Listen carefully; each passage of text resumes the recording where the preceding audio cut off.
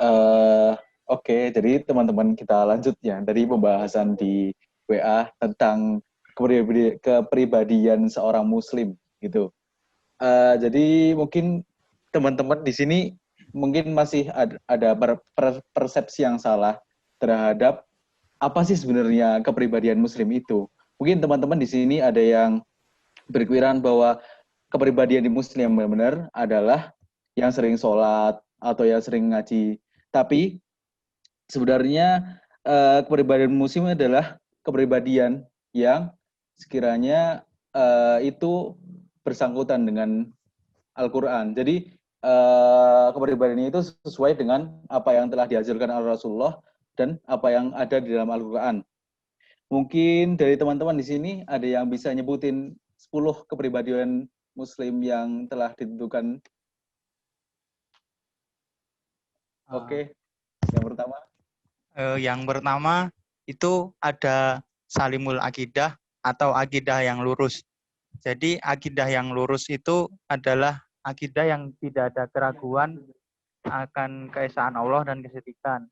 Seorang Muslim yang memiliki akidah yang lurus itu tidak mudah terombang-ambingkan oleh kesulitan di dunia dan akan selalu menjalankan ketentuan-ketentuan Allah dengan baik. Oke, lalu selanjutnya siapa yang bisa? Yang kedua. Ya, yang kedua itu ibadah yang benar. Jadi ibadah yang benar itu ibadah yang benar-benar sesuai dengan tuntunan dari Rasulullah, dan ketika melaksanakan setiap ibadah kita itu merujuk dan mengikuti kepada sunnah-sunnah Rasul, yang berarti tidak boleh ditambah-tambahi ataupun dikurang-kurangi. Oke, terus yang selanjutnya. Selanjutnya itu ada akhlak yang kokoh. Akhlak yang kokoh itu merupakan keadaan hati di mana hati itu bersih, suci, hati itu tidak tercemar oleh penyakit-penyakit hati dan bahkan dihiasi dan penuh dengan sifat-sifat yang mulia. Keadaan hati ini akan mencerminkan perilaku, akhlak, dan juga moral yang baik. Oke, mantap. Selanjutnya, ada yang bisa? Yang selanjutnya yaitu wawasan yang luas, di mana seorang Muslim senantiasa memperhatikan akal pikirannya, mensyukuri nikmat akal pikiran dengan cara terus mengasah kecerdasannya, dengan memberinya ilmu dan wawasan baru. Tidak hanya ilmu mengenai agamanya, tetapi juga wawasan umum yang perlu diketahui. Seperti itu.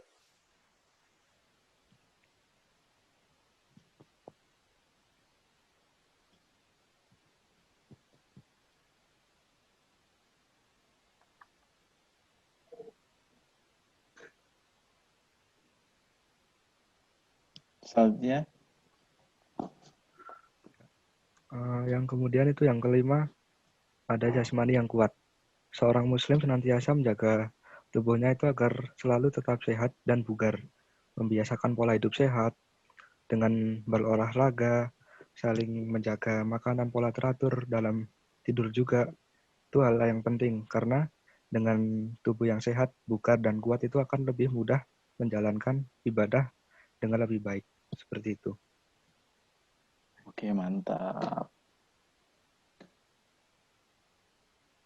Yang ke-6 selanjutnya. Ada yang bisa? Aku. Oke. Yang ke-6 itu adalah berjuang melawan hawa nafsu. Jadi seorang Muslim itu harus bisa melawan nafsunya. Jangan sampai diri kita itu dikuasai oleh hawa nafsu, karena hawa nafsu itu datangnya dari setan. Jadi kalau kita kalah melawan hawa nafsu, ya kita sudah kalah dalam berperang. Kan juga ada pepatah pernah berkata, perang yang sulit itu adalah perang dalam melawan hawa nafsu itu sendiri. Seperti itu. Oke. Yang selanjutnya mungkin ada yang bisa. Yang ke-7 nih. Yang ke-7 adalah disiplin menggunakan waktu. Setiap Muslim amat dituntut untuk disiplin mengelola waktu dengan baik, sehingga waktu berlalu dengan penggunaan yang efektif, karena waktu merupakan sesuatu yang cepat berlalu dan tidak akan pernah kembali lagi.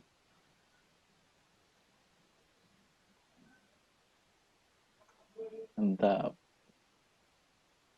Selanjutnya, oke. Yang kedelapan adalah teratur dalam suatu urusan. Teratur dalam suatu urusan yaitu menunaikan urusan dan pekerjaannya dengan baik, melakukan segala sesuatu dengan sebaik-baiknya. Ketika suatu urusan dijalani dengan teratur dan ikhlas, insya Allah hasilnya akan sesuai dengan apa yang diperjuangkan.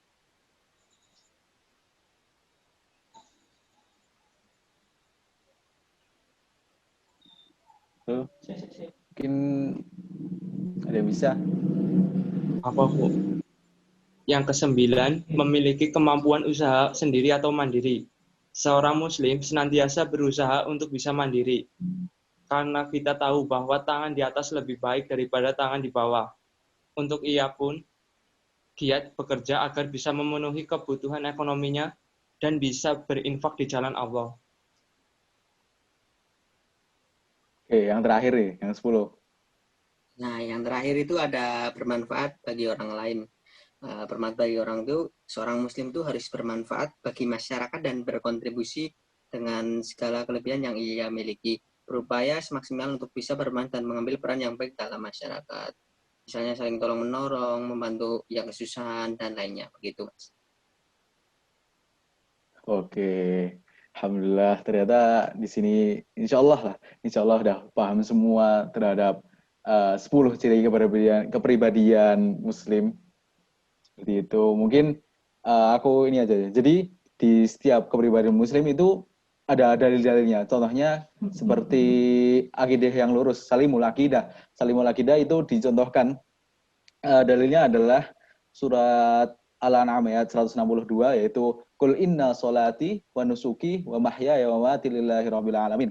Terus untuk yang sahihul ibadah atau bisa dibilang benarnya ibadah itu dalam hadis Nabi, usolli kama ra'aitumuni. Jadi salatlah seperti aku mengerjakan salat.